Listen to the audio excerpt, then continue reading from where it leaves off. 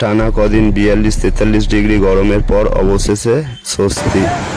দেখুন কি হারে বৃষ্টিটা নেমেছে। ট্রেন শক্ত দাঁড়িয়ে গেছে। যাদবপুর স্টেশনে ওভারহেডের তারও কেটে গেছে। খুব জোর হচ্ছে বৃষ্টি। তো আমিও একটু ভিজে নিলাম, কারণ এতদিন গরম আর সহ্য হচ্ছিল না। এখান থেকে বাড়ি যেতে 15-20 মিনিটের রাস্তায়, কিন্তু ট্রেন দেরি করছে। 8:30টার ট্রেন ছিল, আসলো না। 9:30টার পর ট্রেন এলো। তো অবশেষে ভিজে ঠান্ডাও লাগতে শুরু করেছিল, কেন চারদিক দিয়ে গুলিয়ে গুলিয়ে হাওয়া মারছিল। শেষে তো গেঞ্জি খুলে একটা সময় নিগড়াতে বাধ্য হলাম।